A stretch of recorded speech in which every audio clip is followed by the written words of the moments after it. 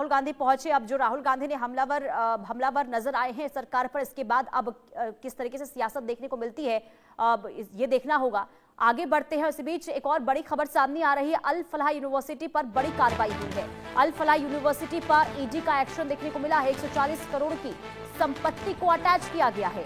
Chairman Jawad Ahmad Siddiqui के खिलाफ chargesheet भी दाखिल की गई है।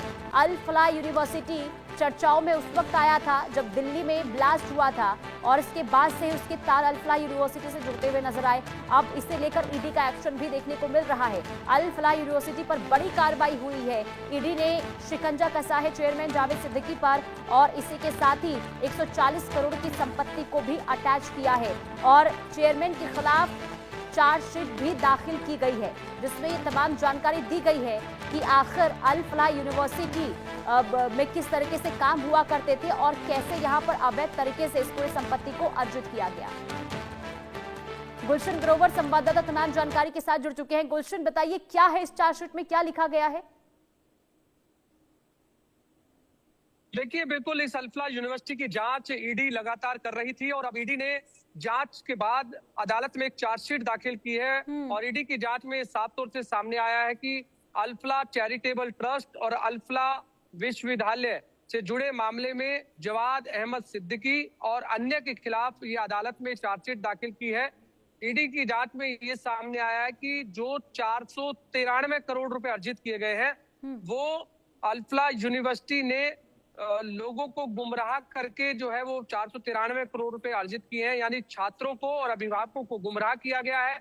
उसके बाद ये 493 करोड़ रुपए अर्जित किए हैं, जिसमें यूनिवर्सिटी की जो मान्यता नहीं थी उसके बावजूद भी ये बताया गया कि मान्यता थी।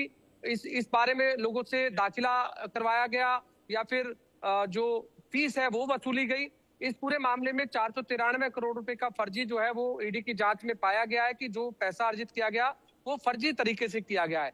लेकिन और इसके साथ साथ ईडी की जांच में ये भी सामने आया है कि ईडी ने अब तक जो है लगभग 140 करोड़ रुपए की जो संपत्ति है वो जब्त की है, जिसमें लगभग 54 करोड़ रुपए की जमीन है और उसमें बनी इमारतें जो है वो शामिल है। अभी ईडी ने अदालत में जो चार्जशीट दाखिल की है उसमें ये भी सामने आया है कि ईडी जो पैसा विदेश में भेजा गया, जो पत्नी और बच्चों को जो विदेश में भेजा गया पैसा, वो भी गलत तरीके से जो है वो पैसा भेजा गया था। इसमें सबसे जो मुख्य आरोपी है, ईडी की जांच में बताया कि जवाद अहमद सिद्दीकी जो है वो इस अल फलाह यूनिवर्सिटी के ट्रस्ट इसमें जो ट्रस्टी थे ये मुख्य ट्रस्टी थे। मुख्य ट्रस्टी के अलावा वो इस विश्वविद्यालय के चांसलर भी थे। उनका पूरा इस अल फलाह यूनिवर्सिटी पर कब्जा था जी। जो बाकी के जो लोग थे वो केवल नाम मात्र थे, उनका कोई रोल नहीं था। सबसे बड़ा रोल जवाद अहमद सिद्दीकी का पैसा कैसे निकालना है, पैसा कहाँ देना है, पैसे को कहाँ ट्रांसफर करना है, ये तमाम जवाद अहमद सिद्दीकी के हाथों में था। तो इसलिए सबसे बड़े जो मुख्य इसमें आरोपी कहेंगे वो जवाद अहमद सिद्दीकी थे, क्योंकि ये पूरा जो मामला जब खुला है ये 10 नवंबर 2025 को जब दिल्ली के लाल किला में गुलशन, बहुत शुक्रिया तमाम जानकारी देने के लिए। कुल मिलाकर अब इस